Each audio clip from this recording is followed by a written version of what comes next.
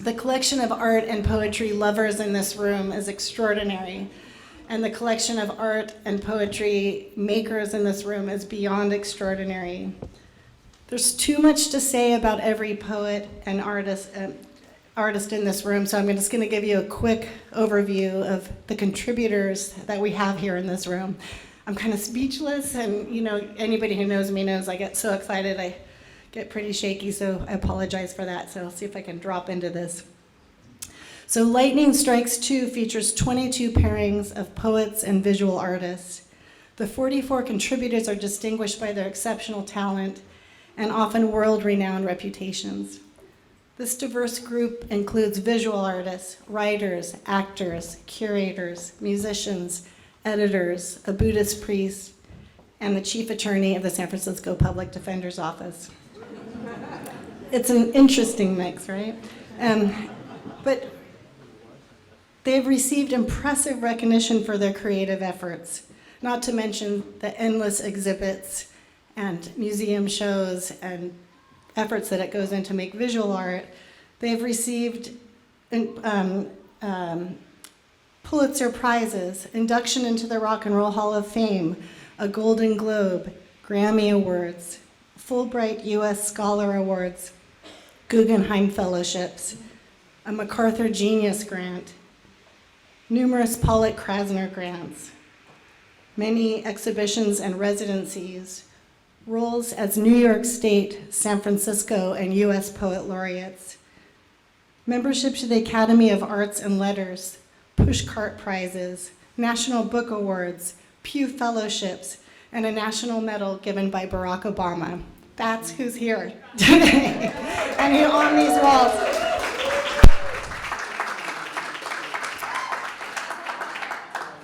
It's really stunning. In fact, Rochelle helped me compile the list of accomplishments, and we had to narrow it down. And we were reading it out loud, and I just was crying. It's so humbling. But I want to tell a quick story, and then we'll get started. When I was 23, I was interviewing for my first job, which launched my career. And before the interview, I was extremely nervous, and so I sat outside and read some poetry. It was the one thing, and still is, the great reset. The right poem at the right moment can create perspective. A sort of instant doorway we get to walk through.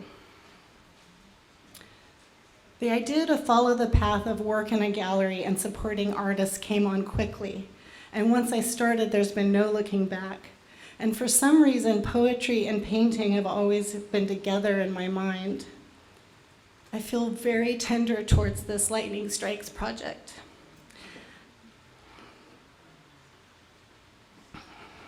I guess it's because when I was 23 and first starting, I dreamt of creating a community of people who love art, poetry, and music, and most importantly, who support each other. A community where people freely exchange ideas, and where artists and art lovers inspire each other, where we can gather and support young artists and poets, and make a real impact on their lives. So here we are now, 30 years later, and I feel that this is the magic of what we have here in this room. This is the vision. And what I realized today is that every vision and creation starts with a sense of knowing. And just like what Mary Oliver said in her poem, The Journey, one day you finally knew what you had to do and began. My hope for all of us is that this exhibition and our community right now and right here is another beginning. And with that, I would like to invite Naomi Shihab Nye up to the podium. Thank you, Naomi.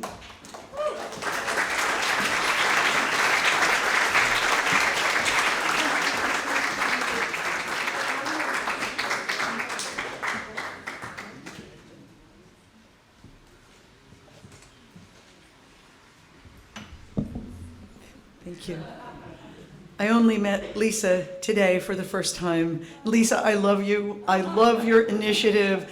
pulling all these incredible people together. Thank you for inviting me to come all the way from San Antonio, Texas, to meet such wonderful poets and artists in such a beautiful, beautiful space. With a toast to you.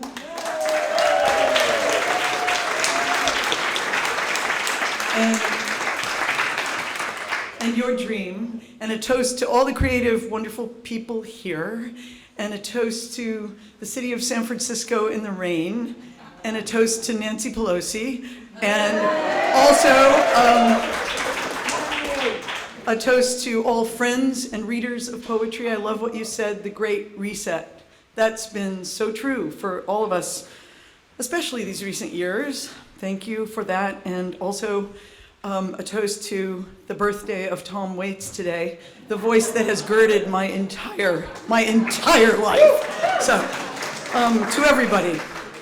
And thank you to John DePaolo for your exquisite artwork. I'm so touched by it, and all the students at St. Mary's Writing Program.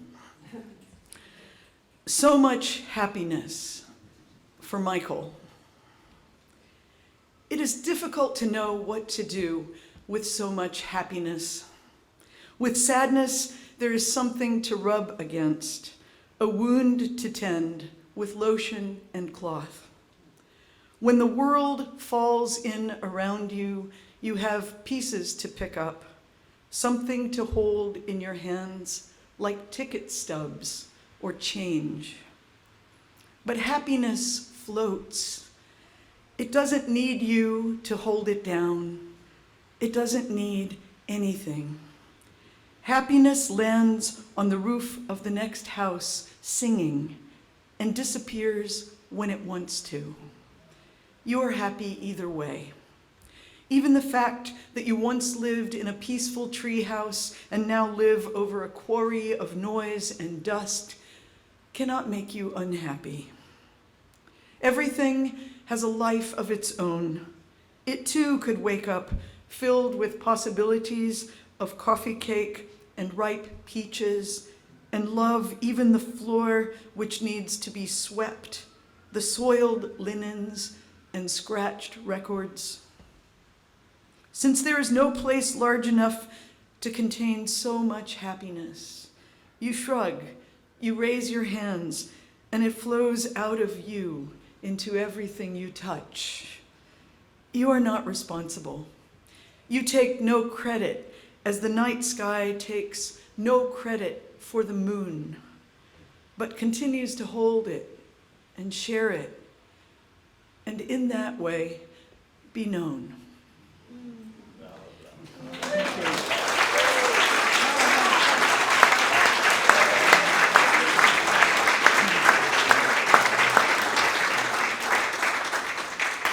John, you give so many people so much happiness with your art. Thank you. And my other poem, which I was invited to read another poem, is one which took on a life of its own. I thought this was only a letter to one boy, but thanks to a few teachers in Texas and the way things transmit these days, it had a bigger life. So this is for all the creative people in the room in whatever realm you're in. It's called Valentine, wrong holiday right now, I know, with all these Santas in the street. Valentine for earnest man. And that was the boy's real name. You can't order a poem like you order a taco. Walk up to the counter, say, "I'll take 2, and expect it to be handed back to you on a shiny plate. Still, I like your spirit. Anyone who says, 'Here's my address, write me a poem,' deserves something in reply. So I'll tell a secret instead. Poems hide. In the bottoms of our shoes, they are sleeping. They are the shadows drifting across our ceilings the moment before we wake up. What we have to do is live in a way that lets us find them. Once I knew a man who gave his wife 2 skunks for a Valentine. He couldn't understand why she was crying. I thought they had such beautiful eyes. And he was serious. He was a serious man who lived in a serious way. Nothing was ugly just because the world said so. He really liked those skunks. So he reinvented them as Valentines, and they became beautiful, at least to him. And the poems that had been hiding in the eyes of skunks for centuries crawled out and curled up at his feet.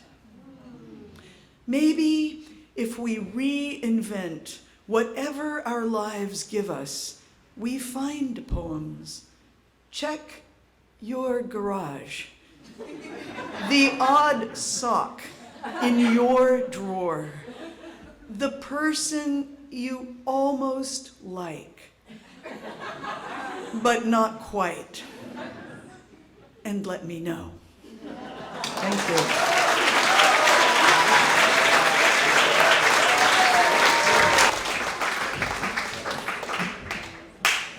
I'm not going to talk again.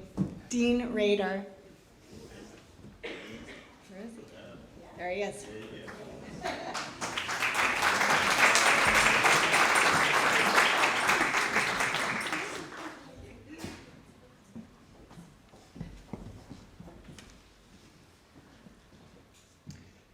Naomi, it's lovely to see you again, but you could have been a little lamer.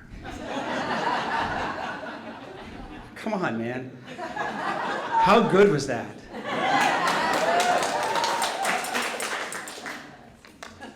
This is a poem called Santa Con. It's not really a poem called Santa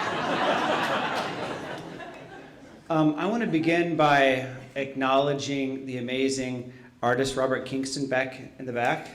Raise your hand, Robert. We are positioned over here as you walk in the door. I love this painting. My wife has been sort of obsessed with Robert's work and has been sort of Googling him and looking at his work on the website. So I feel really honored to have been paired with him and that he created this amazing piece. I'll start with the poem that Lisa chose for this exhibit, which is super cool, by the way. So this is a poem called Nocturne. And I imagine this poem being, I don't know, an ode to all of us, to all of you, on like a Wednesday night or a Thursday night. You've come home from a long day at work, and you've been enduring these past 3 years, and you just feel beaten down by everything. And the subtitle is Lasciare sonare, which is a musical notation that means literally let it ring. Do not tampen. So if you play a piano, you don't push down the tamper, or if you're playing a string instrument, you don't press it with your fingers. You just let the sound ring out. Nocturne, Lasciare sonare. Sharp shard of another day. Another post-dawn, another wreckage of dew and dewdrop. The whole shellacked as if glass were on the inside of everything. Even the air between sky and eye, the entire world waiting to crack along its fractures, falling the way the hours fall into their own dispersal. How, we ask, can so much break all at once? Somewhere, a fire burns like a star along the edge of what we cannot know. And yet still we rise like the flame of a bent candle into the empty cathedral of our routine. Long day, longer night. The old cul-de-sac of sorrow and silence. We circle around our loss like a shell on a grain of sand. What if just once we were not erased by our own absence? Oh, lost pilgrim, what if your journey begins with this word? What if a song written for you long ago can only now be heard? What if someone whispers your name in her nightly prayer? Suppose inside every prayer is another prayer, within every word, another word, an infinite ladder of letters always climbing back into each other. And suppose within every song is another song. Inside each note, another note, a second sound, a secret sound. And what if within all signs are more signs, and each side, each line, a line of lines, a furrow of lines, a field of lines? I believe we draw and are drawn into the ink of our unlived lives. I believe we are echo and trace, both string and bow. Listen, when the light lays down its knives and darkness, that weariest maestro picks up its baton, you will know the music the dead left you has begun. Off in the distance, beyond the choir of cricket thumb and wind whir, beyond the traffic, the triage of traffic slog, and the dark drone of device, there is nothing but the past, asleep on its black pillow. And you, keep listening. The entire world may go silent, but the little bell of the self is ready to ring.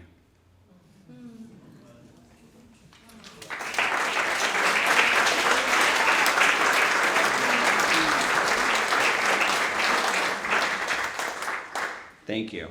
And then the second poem I'll read, I chose this poem because it also is about art. My father died 2 years ago this month. We're actually approaching the second anniversary of his death. And not long after his death, I spent some time in New York, and I went to this big Cy Twombly retrospective at the Gagosian. And I'd been a long admirer of Twombly, I'd written about him, but I had this amazing experience at this exhibit. Anyway, thank you, Lisa. Thank you, amazing poets and artists. Thank you, Robert. Thank all of you for coming when you could be out drinking in a Santa costume. You're here. And that's the best. This poem kind of enters into conversation with Cy Twombly and Rilke. As you may or may not know, Twombly was obsessed with Rilke, as I think many of us are.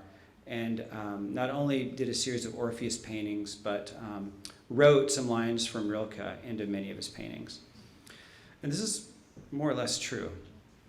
And the title is, Once Again in Thought About Rilke, Twombly's Orpheus Paintings, and Fatherhood, I consider the inevitability of creation and loss. Scarred sky, the last beams bruised beneath the surface of stars. The whole world a contusion, slowly transforming from one thing to the next. The one cell, the one life, always becoming two. What if it is the sun that follows the moon? How do we know we are not the bridle hard against the teeth of this life? Just because something has a saddle, it doesn't mean we should ride it. What would it take to be inside the music the cello did not know how to play? What would it take to say to the strings, make me silent? What would it take for the skin to sing its own song of blood and blooming? To know one truth is to know nothing. To wear your nothingness, well, now we're getting somewhere.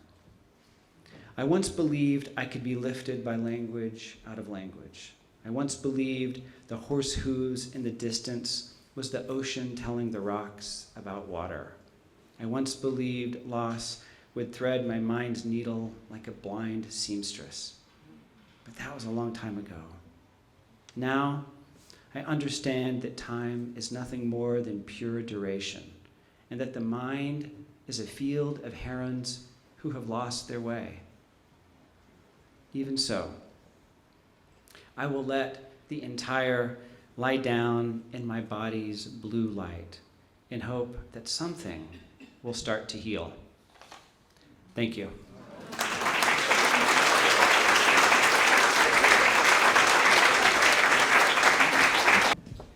And next up we have Tamsin Smith, And thank you for mentioning Robert Kingston's work and your poem.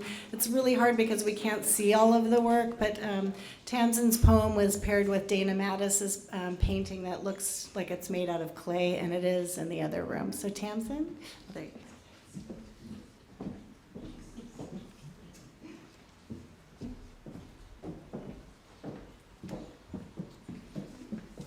Thank you, sweet Lisa, and the entire team here at Dolby Chadwick.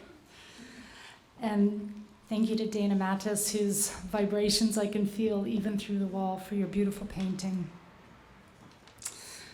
The title of this poem is Were the Eye Not Sun-like, which is a line from an essay by Goethe on his color theory and his theory of human perception. And the translation goes something like, were the eye not sun-like, the sun's light we could not see. I'm just going to read the one poem. I end another week in avenues that stretch to sunset, a routine of small devotions. I will keep loving this town, this life, this moment. Some tasks are effortless, but it is useful to set intentions. Awareness is additive, exponentially. I recognize that I brighten in the contours of sound and color, yet falter in the rigor of detail.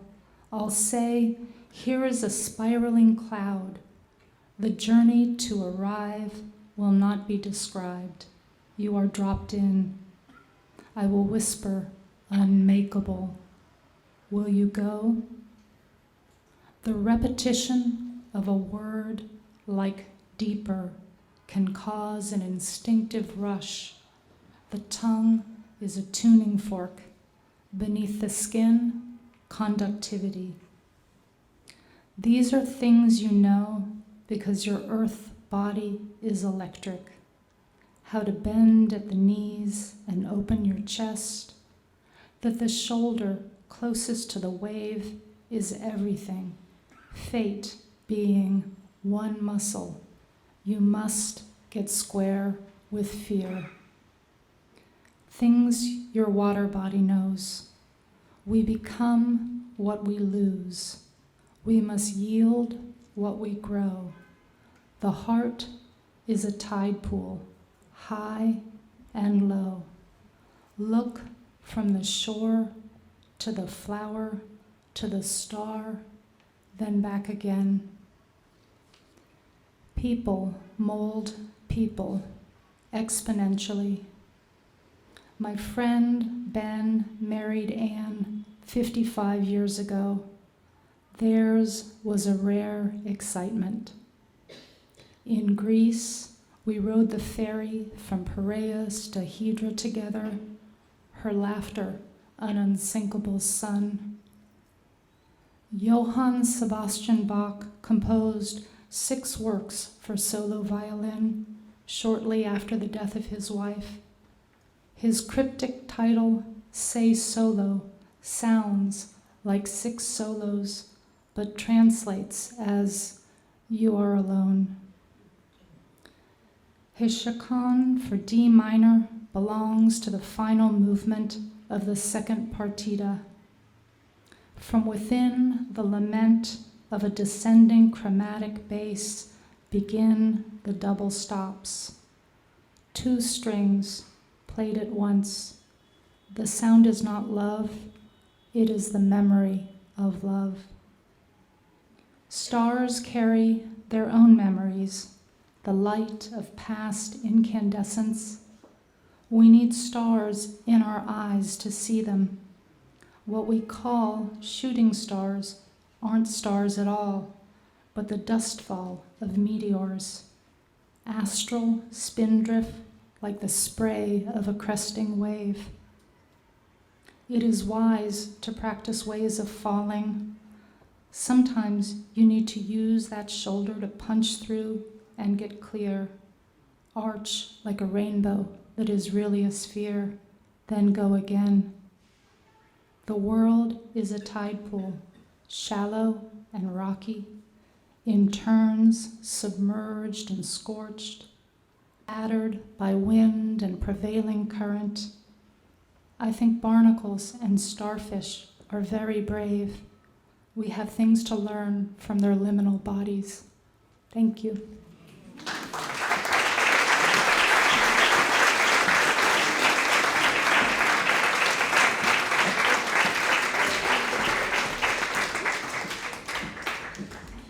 I'd like to invite Brenda Hillman up, and the artist who responded to her poem is Vanessa Marsh, and she did the sunset,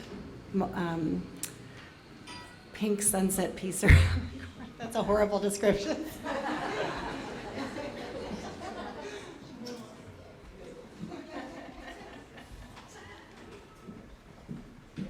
It's pink, it's full of pink and mystical truth. Welcome, everybody. Thank you so much for coming and supporting our amazing students. And thanks to our amazing students, some of whom I've had the pleasure of teaching all fall. And thank you to Lisa and the gallery for your ongoing support of our events. It's just been such a joy every year. And this is really fantastic. I have 2 poems.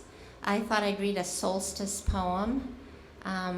This time of year is really intense for teachers. I'm dedicating this to Bob.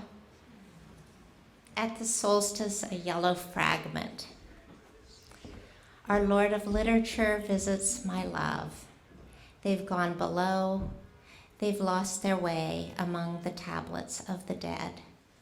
Pre-dark energy, wood rat in the pine, furred thing and the fine, a suffering among syllables stops winter drops from cold, cold miracle night, a fox deep in its hole under yellow thumbs of the chanterelles.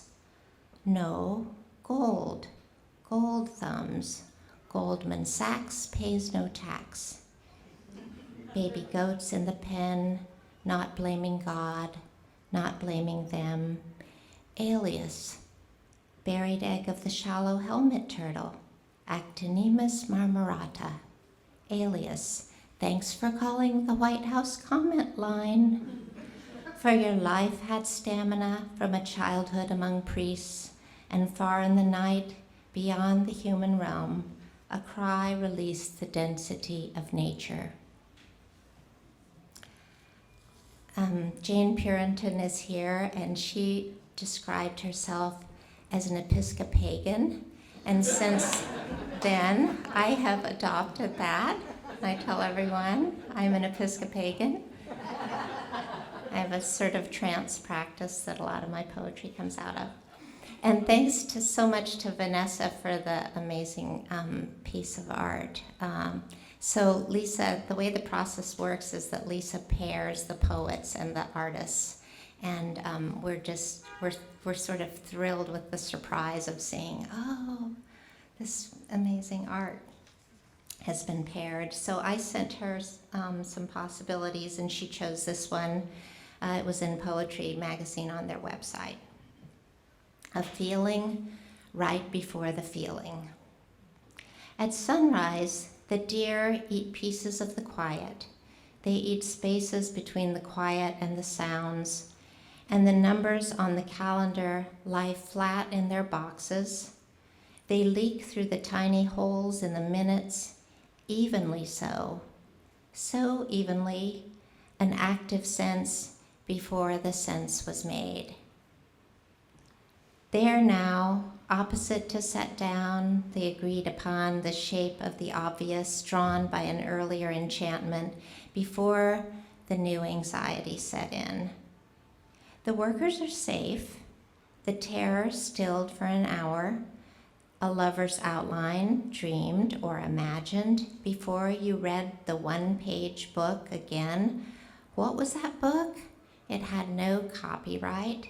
And what was before? A life the dazzler, the dark, the singing dust. It turned when you turned. It Orpheus knew what you forgot when you took the bowl of burning time across the room. And if the previous is closer to you now, should you look? Doesn't matter if you do. You carry the sum of it, with it, out into it. Thank you.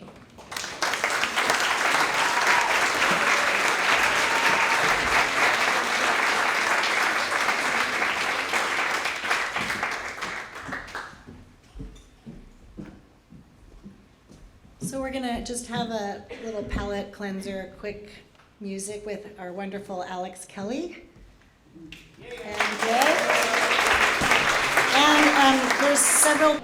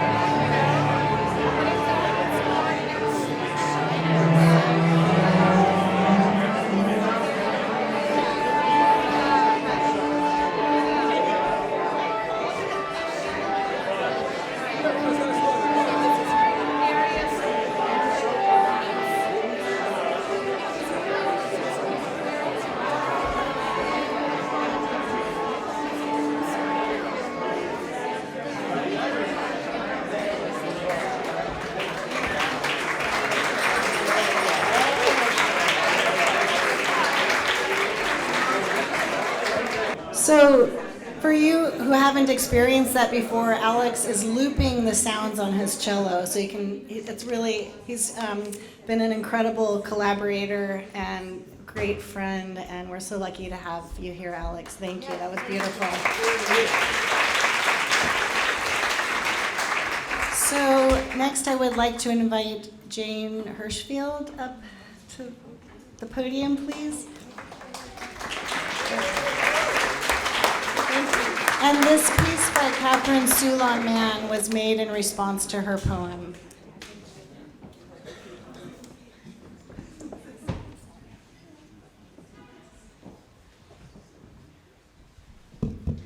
Someone has kindly left a glass of rosé wine in case any of us need sustenance during our readings. It is an amazing privilege to be part of this event, part of this astonishing book, to be here with these readers, these artists, in support of St. Mary's program and students, and the continuance into future generations of what we all hope words can help do. They have never been more needed. So I am going to, I was telling Dean that I was going to decide as I walked up here what my second poem will be.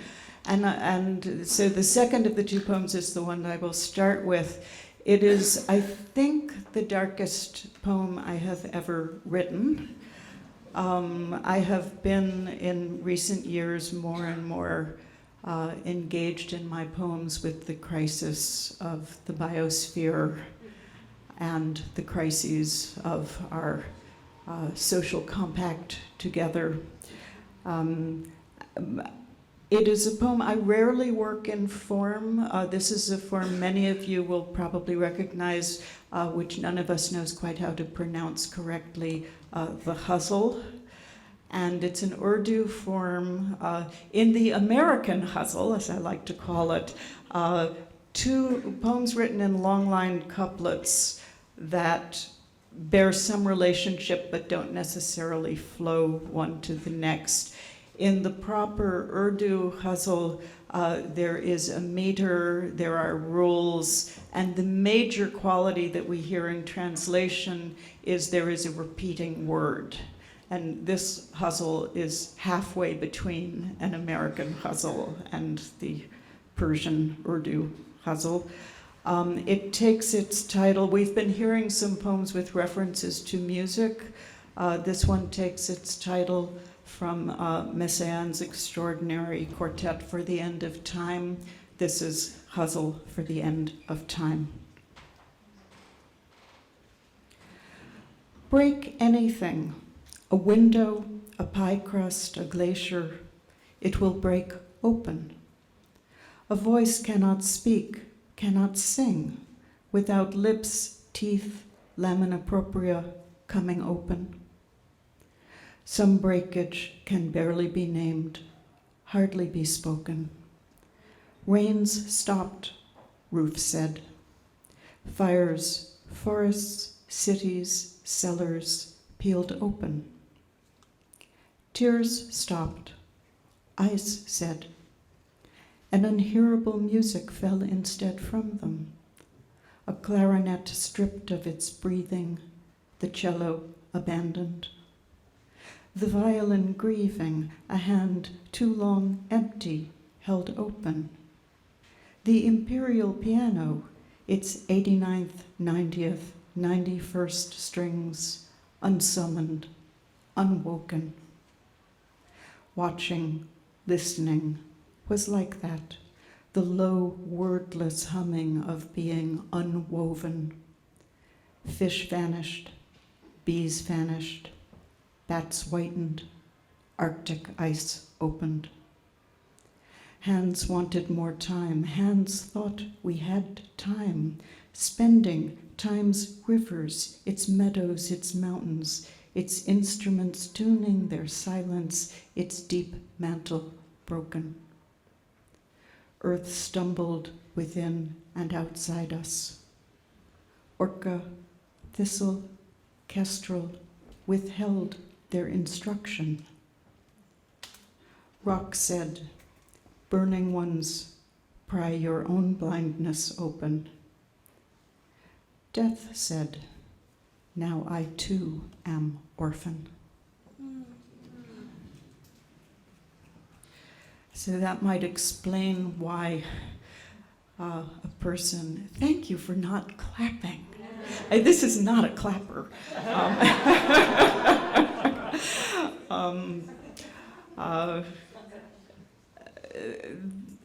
As I was working on these poems, I occasionally realized it is rude not to praise the beauty still with us. And so this poem is more towards that side. Many of you will recognize the names of the creeks, are creeks on Mount Tamalpais. Mountainal. This first light mountain, its east peak and west peak, its first light creeks, Lagunitas, redwood, fern, their fishes and mosses. Its night and day hawk life, slope life, fogs, coyote, tan oaks, white speckled amanita, its spider webs sequence. To be personal is easy. Wake, slip arms and legs from sleep into name, into story. I wanted to be mountainal, wateral, renal. Thank you.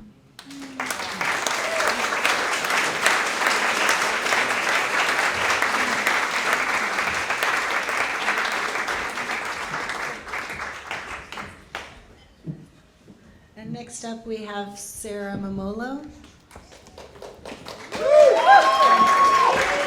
And her artist is Travis Collinson, who is in the other room, the very happy woman with the umbrella. And the baguette. Emerging writers. She's been supporting our program for 20 years, 2 decades. So, yeah, I'm going to read 2 poems, both from my book Day Counter, one that's in the catalog, and one that Charlie Pendergast requested, who helped sponsor this project. Day Counter's part day book, part essay, part poetry, chronicling an attempt to preserve imagination, both in the days of new motherhood and under late capitalism. So, a barrel of laughs. While not writing. Writing is like a crouched Wolverine pissing on the hood of a luxury car, about explaining advertising to a 2-year-old, not about the name Amazon or Uber, not about the absurd, about explaining Oakland's tent cities to a 3-year-old, about the fraud of explanation, about the mythos of reward and punishment parenting. Writing is like a birdhouse with a boss chirping in it, about the heron croaking through a forest of color near a lake of light. Not about prepositions, about drinking, not about drinking alone, about the empty bottles, about the pickers, their roots, about how the drinkers make the building a good score, about skateboarding in Piedmont's Rose Garden, about lunches where money passes from one party to another, about the plate that costs a day's wage, about dreaming under the cracked beams, about talking trucks, about co-sleeping, about explaining nightmares and dreams to a 4-year-old, about surrealism relenting to the world, about access, about not getting access, about documentation, documents, about fraudulent documents, corroborating documents, about the shared documents, about permission, about a mother's body, not about the Mother Mary, about caring for others and others caring for you, the child's body, its need for protection, about the afternoon light's lap against the check cashing place. Writing would be like putting on the Wolverine's body and climbing through the pines, riding the stride of the Wolverine.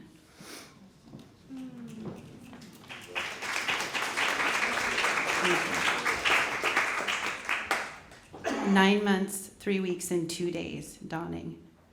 Enter the meeting about initiatives. Enter the meeting about. Enter white stain, black blouse. Enter the body. Enter the previous body behind a new body. Enter the public memory of the previous body. Save the date with someone more important than yourself. Enter the Wolverine. Exit. Unsure if my body is draped in matted fur or skin. Wet watering on fake wood on real table. A state before the fact of exhaustion. Thank you.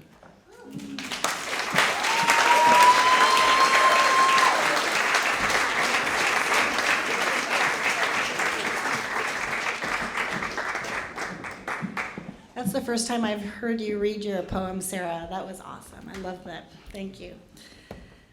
Next up we have Renny Pritikin, who's been a partner in crime in the art world. He used to head up the Contemporary Jewish Museum, the chief curator there, and it's a great honor to have you back as a poet. Thanks.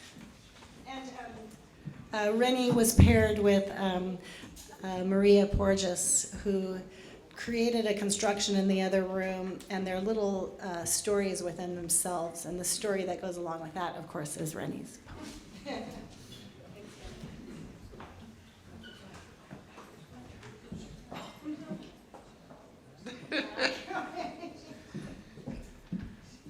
So, Lisa, you know, Maria and I have been colleagues for 40 years, but never worked together, so this is very sweet. Thank you. So the poem that Maria worked from is titled Fay Ray. Fay Ray has become a punchline because she was the female lead in King Kong. But she actually was a great actress and one of the most respected and popular artists in the 1930s.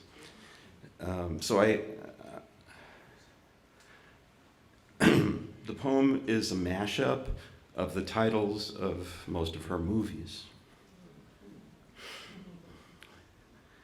Life isn't goofy, but it's a terrible price to pay, so that a man might patrol his own coast. Lightning made of a stampede of wedding marches. If you're lazy, if you want some luck, first kiss God as he parades in his pointy heels, feathers behind the makeup. A garden made up of lawyers' secrets. Behind the sea is the border of a sea. The finger points exactly at Dr. X. We're not exactly a horde. The women I stole, the men I've mastered. I am the Bowery King. I am Kong, the stowaway Texan. The big brain is my profession. The museum of dangerous wax sinks below the sea, hollering Viva once to every woman in the world. The black moon in the dark and a white lie met in a taxi, roaming Hollywood. The rich girl wore a ring made of spies. The secret Navy had 4 sons, one named not a ladies' man. Nothing but a cobweb, a small town, could sing the melody of Frisco Bay.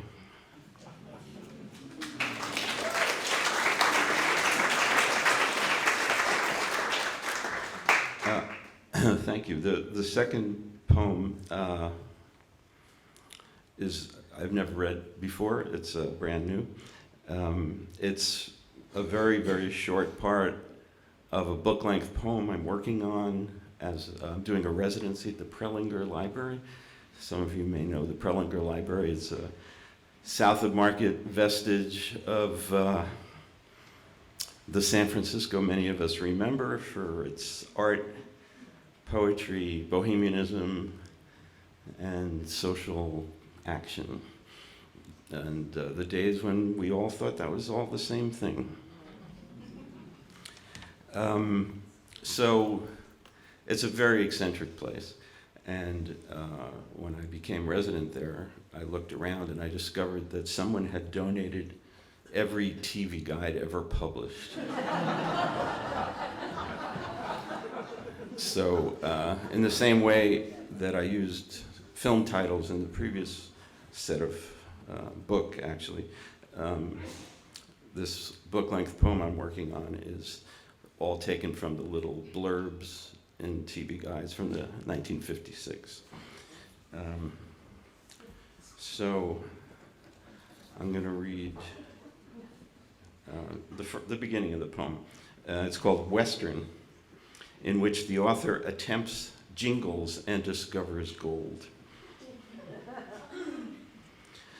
A hidden cache of old cowboys, guys who never die, guys who become gangs, though I didn't order outlaws. I'm worse than 6 outlaws that have disappeared, and I'm pretending to check. I salute for a full hour slot my career of episodes and companions. I range from gang to band and back again. Outlaws in Missouri protect milk money. The town assayer is golden. The first town assayer is shot. He returns. The suspicious assayer is one sample. I lost mine. To be where Hopalong Cassidy is, released every 6 years. I am responsible for this sentence. Anything a man bets on is desert waste. The name of this state is anything eventually. Watching a feud heading for Friendship City. Come on, cowboys, it's only a counterfeit party. Veterans shooting stars disguised as a train in Wild Bill Hickok's arms.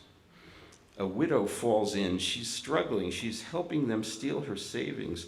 She's used like a new saddle to taunt the boys. Johnny's superstition is that he thinks he can look into matters like an underground railroad, but for outlaws. Is my own gang supposed to turn me in? 10,000 line conclusions. At each stage, a rancher dies, dishonest as nighttime. Cattle volunteer to be attorneys, attempting to be lucky. Death consists of two men apparently in a quarrel. Her killers help the townspeople speak to the sheriff, explaining, when you double Gene Autry, you get 4 hoofs. The mission is to locate water, a padre, and a friend, inherited somewhere near where the Rio Grande once flowed.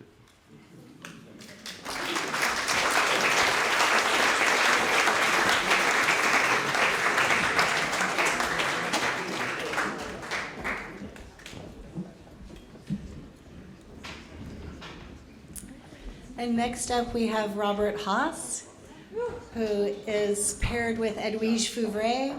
She did that beautiful painting right around the corner of the figure lying over the landscape. And Edwige came all the way from Belgium to be here with us today.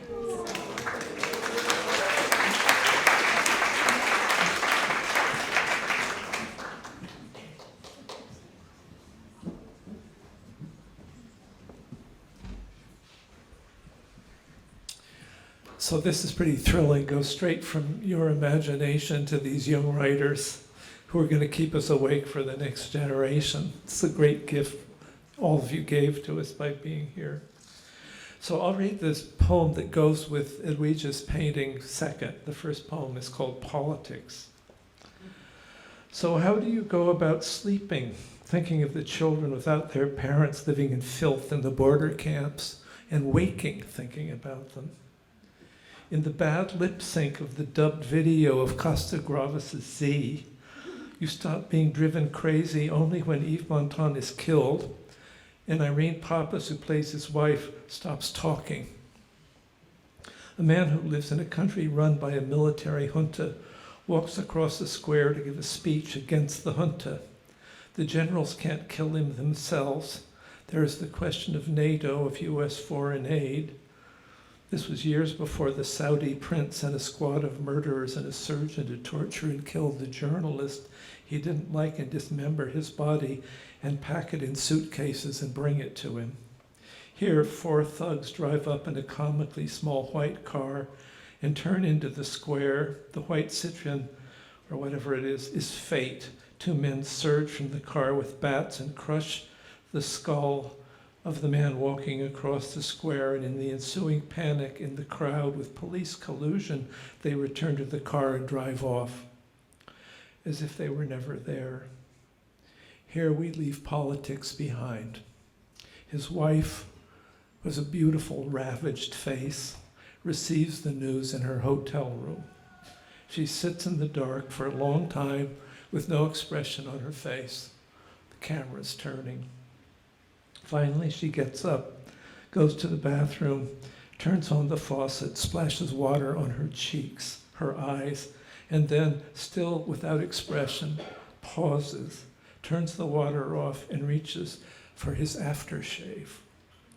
She's looking at herself, at her eyes in the mirror, and untwists the cap and smells it. The rest of the film is politics. An investigator is appointed who is expected to protect the generals, but he doesn't. He finds the killers. This is what makes the story an entertaining procedural. names their bosses from the purely professional sense of justice he's been educated to.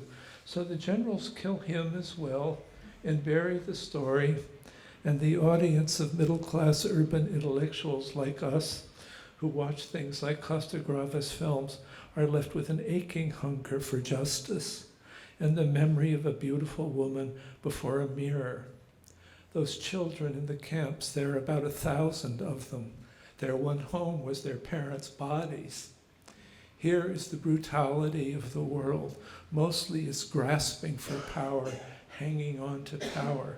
And here is the woman looking in the mirror, inhaling the scent, inhaling her loss, and looking at us.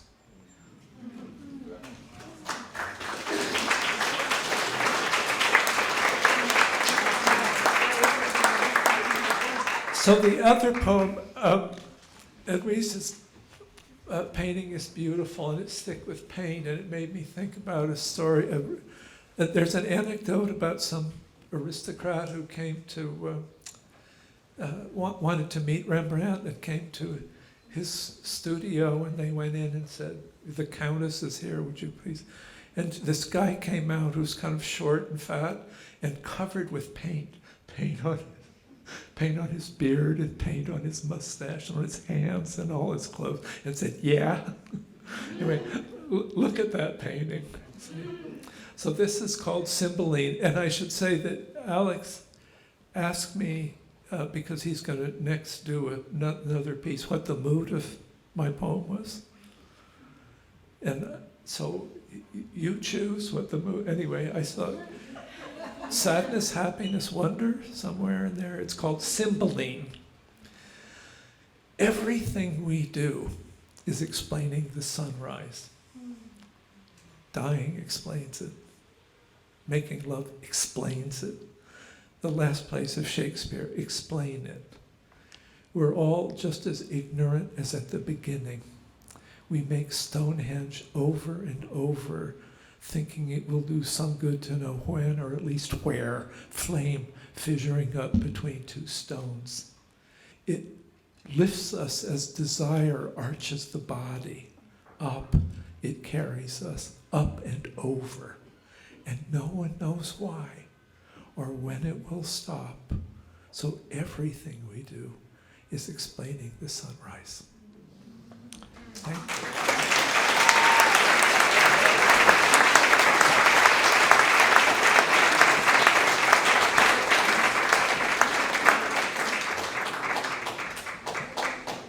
Both of those poems are just excruciatingly beautiful. Thank you, Bob. So Alex, if he's not here, he's opening at or playing at the Kennedy Center. I mean, he's really an extraordinary musician, and he's playing 2 songs for us. He already played one, and this is really here as an internal reset between the readers. So if you can, I just encourage you to sit and breathe and really listen carefully to this last song that we're going to hear of Alex. So thank you. I also like to say, back in the day when I was in graduate school, I had this Tuesday night gathering in Wichita, Kansas, with the poet, your teacher there, Albert Goldberg, and there was this little poetry group. We drank White Russians, and we brought poems every week, every Tuesday we got together, and Robert Haas formally came to the table for our reading session. So it's so nice to have you here.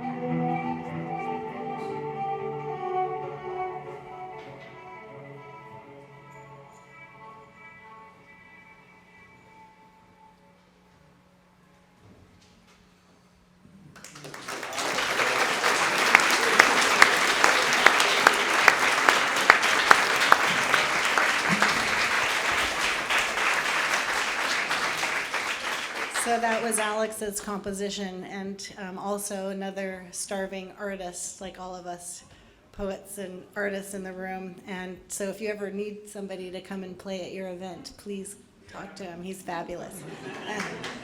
And he's hysterical too, and very fun. And maybe we'll get a little funny improv afterwards. I don't know. So next up we have Matthew Zapruder.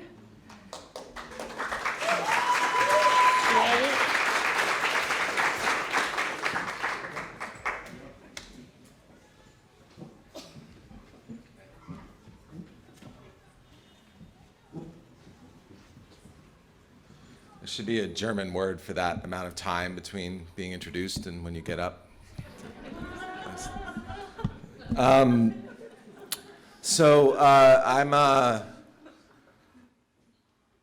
It is my turn to be the director of the MFA program at St. Mary's. The ill star has befallen me. It's a good thing I love meetings so much. But anyway, with that responsibility comes also Lisa asked me to just say a few words before I read the poems I'm going to read. And first thing I want to say is to thank Lisa again for being such a great friend to our program, a friend to artists, and to have the particular vision. I mean, this room is filled with amazing art, always, but today, especially paired with the poems. So I think we should give Lisa a big round of applause.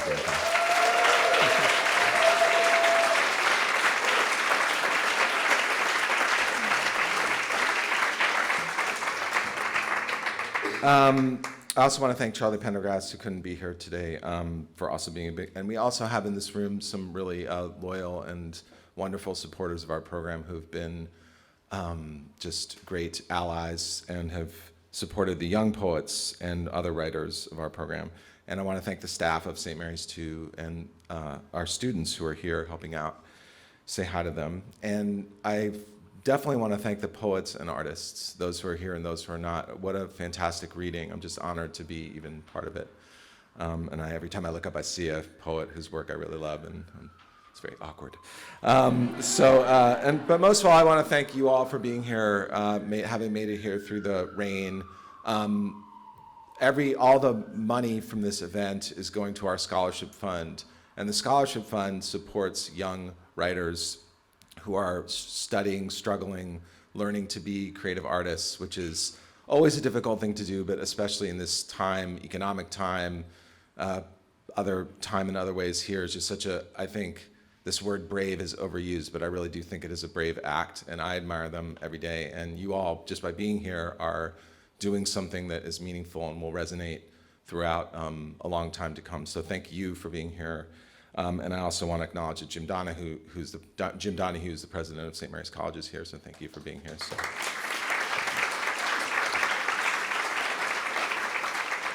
That was a lot of acknowledging.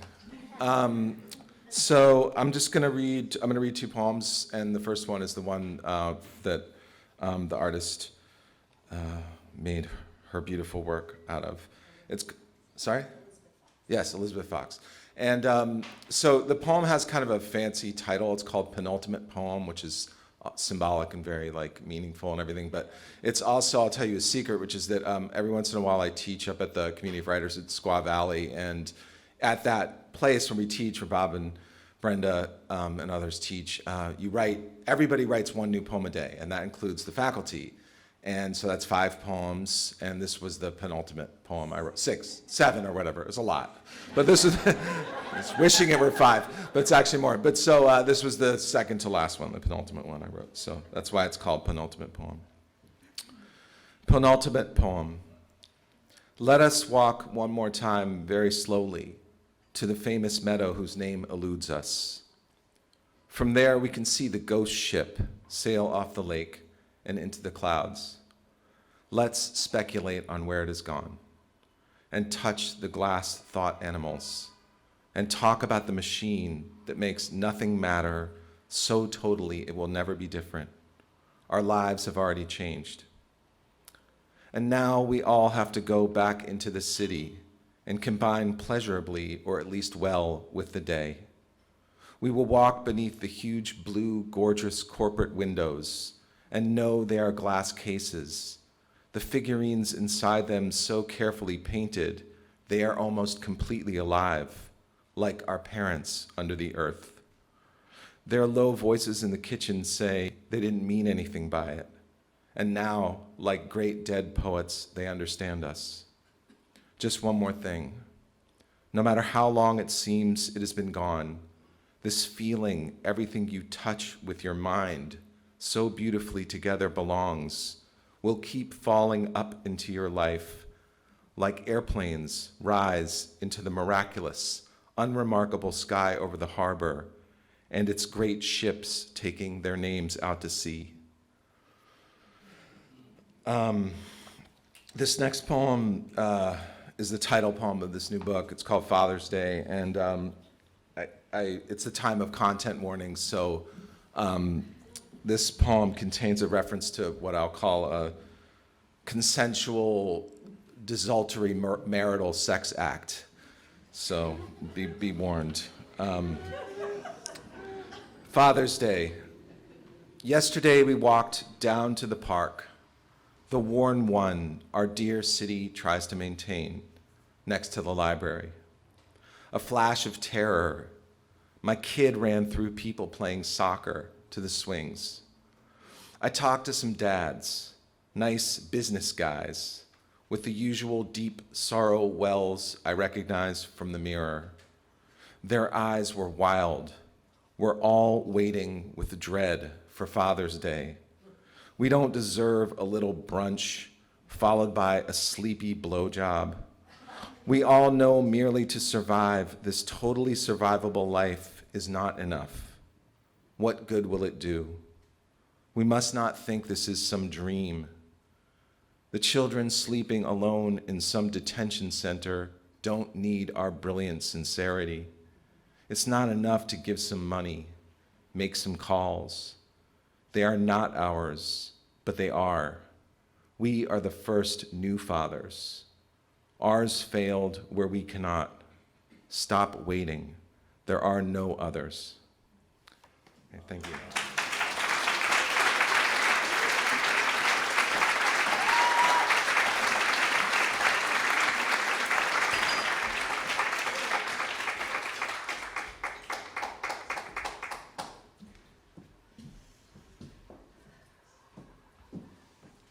So next up we have Tess Taylor, who I discovered in this process. I think that Tamsin recommended you, and I'm in love with your poetry. It's a great honor to have you here.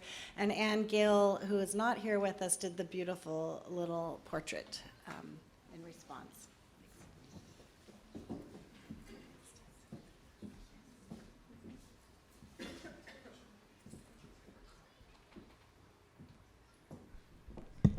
I want to spend all rainy Saturday afternoons drinking pink champagne and looking at art. It's such a joy to be here. And I love this beautiful painting by Anne Gale, the way that it kind of tests us at the sort of limit of recognition. It kind of goes in and out of being representational. And I guess I think about that a lot, like, when do we know that we're home? I wanted to read a poem for the season that we're in, rainy season. Season of mud, of swollen gullies, storms lashing off the Pacific, flinging wet across our solstice months. We call this bitter damp the winter, but it is different than rosy cheeks or blizzards or catalogs of kids in reindeer sweaters. Our winter turns the hillsides emeralds. Suburbs reveal thoughtless paving. Drains gargle now where salmon spawned. Plum blossoms eddy next to candy wrappers. Between storms, the light is mercury. Huge wet sets hillsides careening, hurtling down what fault line just pushed up. Now ferns glisten, redwoods blacken, now cold buckeye seed and lemons come. In rain, streets grow riverine, ferrying our cargo to the ocean. O cold spray and green reclaiming, in you, we are all tributaries.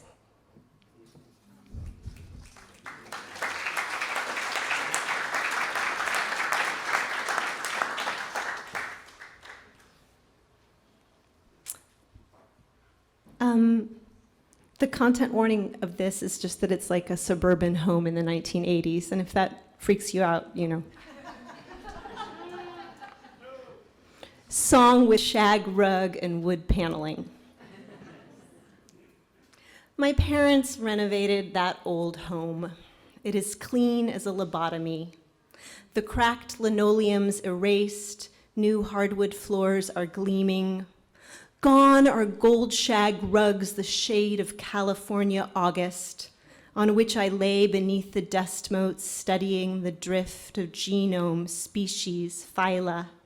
Gone the shameful faux wood paneling, dark embarrassment of my teenage years.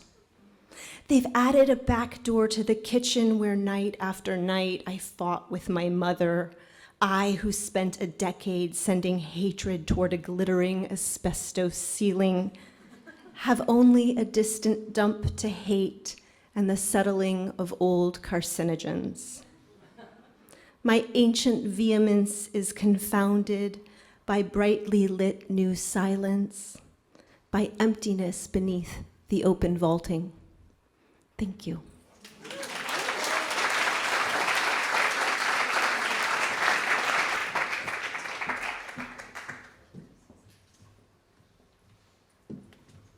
I'm really honored to invite Jack Hirschman up to the podium.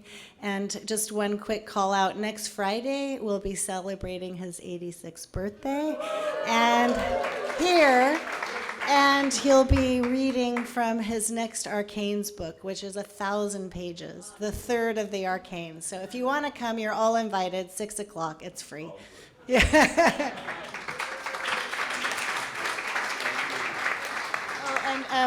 I know Jack through Matt Gonzalez, who is one of our poets who you'll hear next, but also he created that incredible collage in response to Jack's poem. Okay, I have to go this way, sorry. Is this tied to a record? Is this tied to a recording of this? Yes, we're recording. You're recording it? Yes. So I need to use this? Yes. Okay.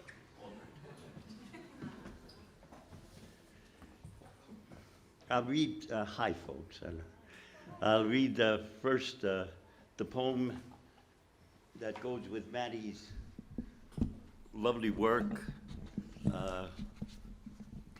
This is the book, beautiful work that Lisa's brought out. Her sensitivity to poets and poetry is really remarkable. We're lucky to have such a person in this city.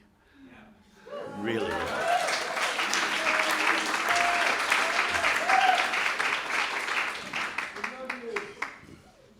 Okay. This is the poem. You'll forgive I forgot my glasses, but I don't need them. I'll be able to. The light here is very good. The light's very good here. All right, here it goes. No, I don't need it. It's two. TWO is the title. In the beginning, I was soused with words. The page wasn't wide enough to hold my spillover. I ran, and the puns and brash brandy flew out of my mouth, slant-rhymed. In time, I looked at her. The lines broke. Look at mine. Look at hers, and neither died of it. That Irishman, they say, sang best at 77. It isn't easy to write the word love and mean it to be spoken. No, I don't.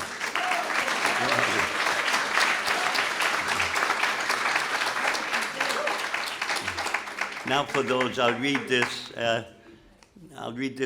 in case you don't come next week. I'm going to read an arcane. This is called The World Without Walls Arcane. 1.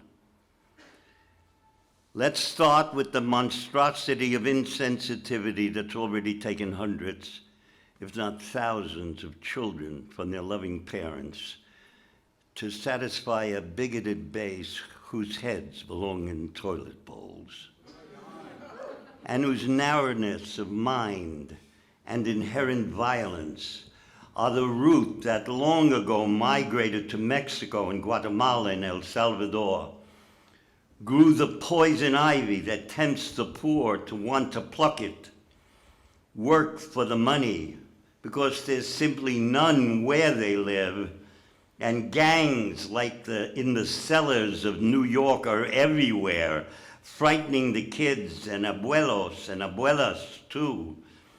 So you have to try and come north, try to get some job for your family somehow.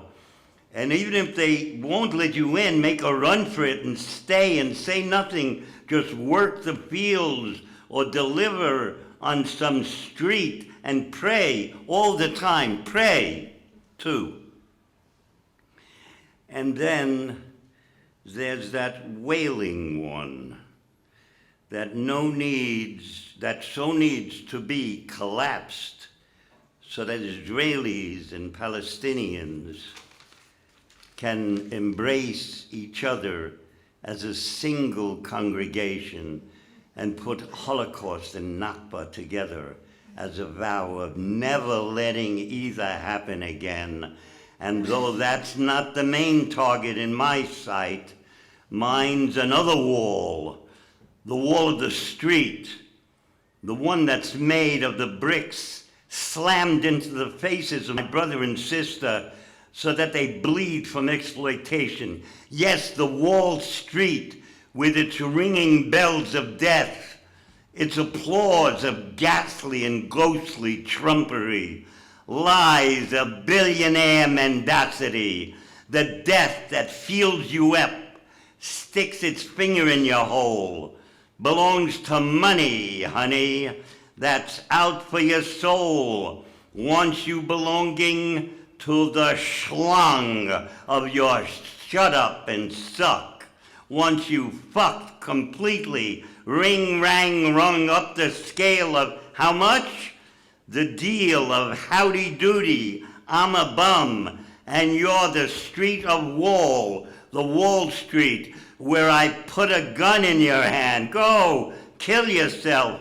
WS, have done with yourself. We won't blink twice, oh capital of capitalism, oh New York. You'll be better off. You'll be the sound sorrow makes when it's free of sorrow, when all the stocks and profits take a nosedive and a glorious good riddance comes up dripping wet and clean, when the end of everything turns out to begin the new way without dais or doles.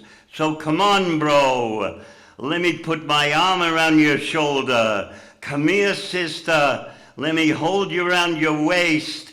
And it's all together sing a song of revolution as it's most natural to want all walls tumbling down, and between you and me and he and she there be but the clarity that gives to each of us the truth that nationalism nothings, and to be is to be driven internationally.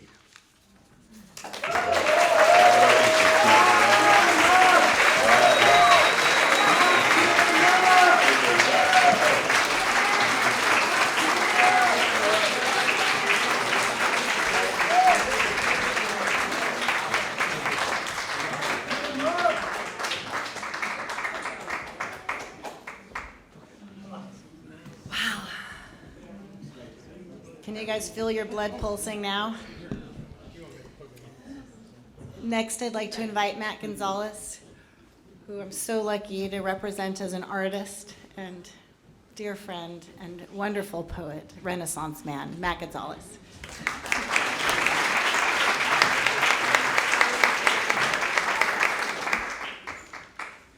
So, Jack, after hearing that poem, I just feel I brought the wrong poems with me.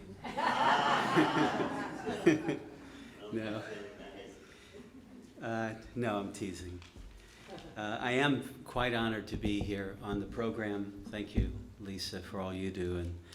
But here at the end of the program, between two such great poets, Jack and Devorah, so it's a great honor. I wrote this poem for Paul Celan while I was reading some letters that he had written to two women with whom he had affairs, different times of his life. Ingeborg Bachmann, the Austrian writer, and Ilana Shmueli, the Romanian-born Israeli writer. And I submitted it to Lisa. She liked it, and I very much am pleased with how Ian Kimmerly worked it in the back here. You know, there's the poems in many ways are somewhat not scattered, but almost like episodic. You know, there's the vantage point shifts quite a bit. So it's in the first person, it's in the third person, it's in the second person. And Celan is both the subject of the poem and the narrator, so it's kind of moving around quite a bit. And Ian captures that with that almost you know, sequencing of frames as if it's like a movie reel or something. Okay, Lamentation for Paul Celan. The women whose dresses you touched gave you a necklace of hands. To your hair a darker blue is imparted. Blackened some, the tongue leaps, I sing, how could we have lived here? Lamentations are at my heels like barking dogs, chasing me across the lawn, panting heavy like rain clouds. Threads of cloth like floss in their teeth. This is the oblivion you said I'd have someday. Your mistress turns towards the window. She will be murdered soon, is what you say to yourself every time you see her. He sleeps through the battle and summer. I put your hair against my lips. I rubbed the strands of your hair against my arm. I sang it in autumn with tulips, whose light shadow lifts me by the armpits. My heels have wings. Grope your way up with our lilac voices, heaven ravaged. It wears the white wig as I do and speaks hoarsely. Lift me by the collar of my pant legs and release me. And the second poem is also, I wrote this for Lawrence Ferlinghetti, who turned 100 this year. For those who know City Lights, there are a lot of references to different books. So Frank O'Hara's Lunch Poems, James Joyce's, I think, poem Penny Each. There's Ginsberg, and also Lawrence's own very first book, which the title is Pictures of a Gone World. So the poem is called The Letter and Syllable for Lawrence Ferlinghetti. You brought the poems to us on your shoulder, leaning against your hip, occasionally by the shirt collar, or lying on their cleft page shields. Some were lunch poems priced a penny each, others akin to the guttural canticles, hearing their bee-imaged voices, all the while in your front pocket, like a forest grass veiled from daylight, you were saving yours for later. Knowing that every reader asked to be fed impertinences, yet no yawn exited your mouth. Janitor, lover, bricklayer of the word, priest, cyclist, but not jailer. In sense of light splinter, with bark beater in each hand, you scatter smash the pulp to make a landing for the sentence and paragraph.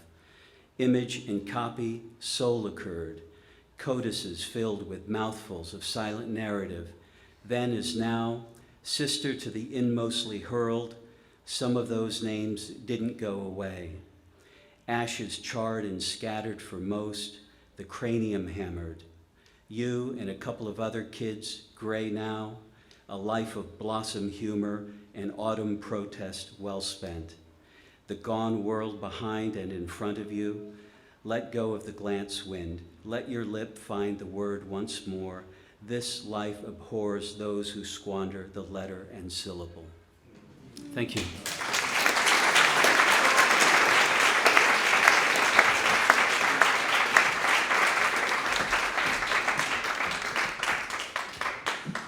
Oh, wow.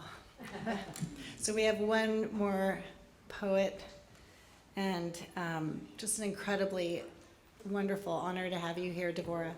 So thank you for putting a cherry on top of this amazing day. And I love this poem that you're going to read. And Devorah's artist is Mame Kratz, who is also here from Arizona. And so this is the piece that she made for We Are This Place.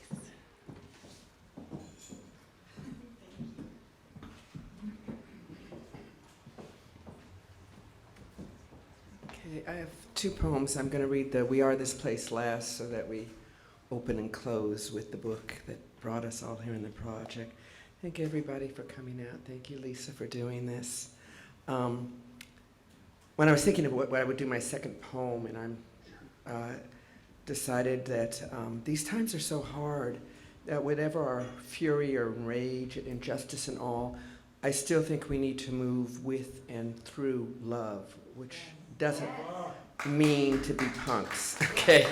But I do think we have to not do it just with insults, you know? So this is called With Arms Open. I embrace you, love, though I have at times hidden from your touch because I thought you smothered me, required that I be the air for others to breathe, the water for others to drink. I embrace you, love, though I have at times denied your advances, knowing that for me to accept your gifts, I must offer those of my own. I embrace you, love, having known you as ladder and crutch, as bicycle and jet, when I only wanted to dance, to walk, to sit in stillness.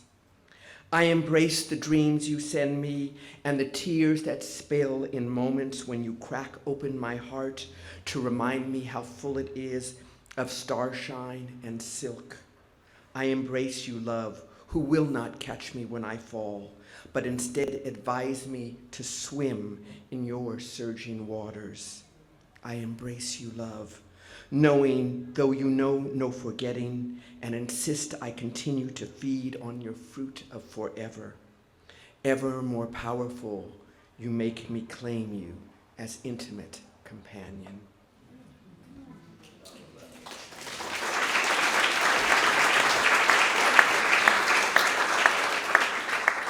And I just love this piece down here. I just love it. It just is so. When Lisa, pairs the poems with painters, it's like, will they hear where I'm trying to go? All of it, or just a piece of it, and she just was right there. Just such an honor. We are this place. We are this place. The clay and salt of it, the river and sand of it. Fingers rise from desert dunes. Faces emerge from cresting waves. Bodies unfold like tropical blossoms, flush with the odors of honey and decay. We are the forest we fell, the mountains we devour, the lands we poison. Our bodies are the seed and ash of this place. We are not merely the caretakers of this place. We are this place of gold and silt. And what will we do with this gift and debt? Where in prayer is the space for truth? Where amidst this interminable wars is the table of compassion set? Even in our worm selves, as we turn and spit, fertilizing the future with our waste, we are so much more than we imagine. We are spirit resilient, rock unforgiving, wind eternal. Let us move now from storms of hate and fear and cleanse this place that is us. Sacrifice nothing but our arrogance and the need to destroy and subvert the glories of the universe that are us. We are more than we have imagined, more than we have invented and discovered inside our pulsing dreams.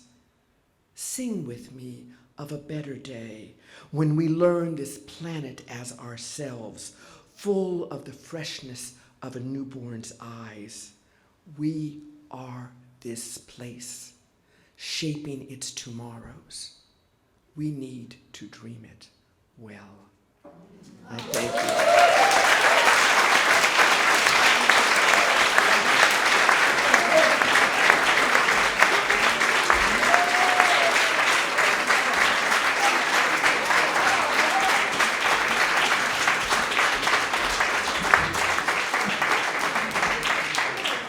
I was trying to figure out how you get to hear the poets. Thank you, Devorah. That was amazing. Wow. How you get to hear the poets, but there's all these artists in the room, and many of them who are on this exhibit who created something are here. So I would just, probably you artists are going to hate me for this, but would you please stand up? Yes, stand up. Yeah.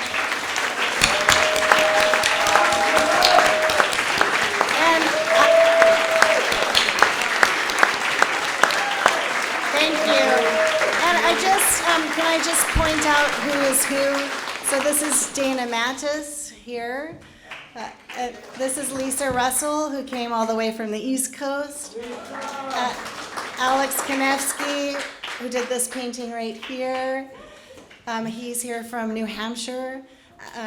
David Kelso, who did the beautiful etching on the wall right there. And Edwige Fouvray, who came here from Belgium. She did the beautiful painting for Bob Haas, Eric Antoine, and he surprised me and came from France. He came in 2 days ago, so thank you for that. He did the beautiful ambrotype in the other room that was paired with another poet who isn't here. So Ian Kimmerly, who's right back in the middle waving, and Kai Samuels Davis, who did this painting here. And this is Gary Rudell, who did the painting for Billy Collins with the boy and the logs, which represent time, which I just found out. And back in the doorway is Robert Kingston, who did the painting by the front door. And Mame Kratz, who did this spectacular resin piece with the grass. And John DiPaolo did this. Yeah. And I have worked with John DiPaolo since I was 23, so you've seen the whole thing. So thank you, all of you artists. I'm going to make this really, thank you.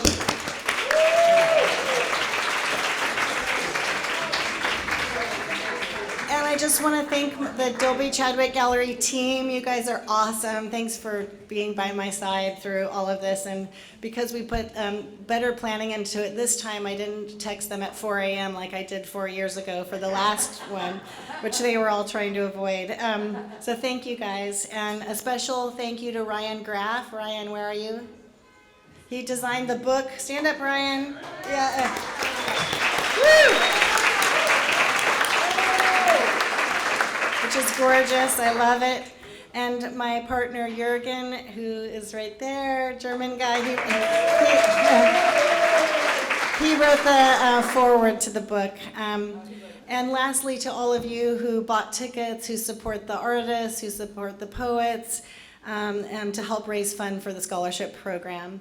And I just have to say, if you enjoyed today and have any more feelings of generosity that you'd like to give to these amazing young writers, it's so important to help fund kids who wouldn't otherwise afford to go to a school, an extraordinary program like St. Mary's. So if you'd like to do so, you can step out to the tables before you leave and make an additional donation. It could be $50, $100, $500, $1,000, whatever you feel like. It'd be much appreciated, really, really appreciated. It makes a big impact on these students' lives. The ticket sales are great, but it's really I'd like to do more. So if you feel like it, please give generously. And then one thing, there is a silent auction in the back. There's three sets of Lightning Strikes 1 and Lightning Strikes 2. The first round I gathered as many signatures as I can, and all of the poets and artists who are here today signed Lightning Strikes 2. So you can bid on those, and the 3 highest bidders will get one each of those 2 sets. It's a great, it's an amazing thing to have, I think. And as you know, all of these donations, 100% goes to St. Mary's, and it's 100% tax deductible, and it's the end of the year, so go for that. And lastly, I would just like to make a special call out to Charlie Pendergast, who is one of our beloved poets who isn't here today because he fell ill, and it's just devastating not to have him here because he's been a huge champion of St. Mary's. And the first time we did this, he donated $10,000 to the scholarship fund, and this time around he did the same thing. So I'd like us all to just send out lots of healing wishes to Charlie, and thank you. So, one last quick question. Would you like to hear one more song to put it? Yeah? Okay, one more song. Thanks,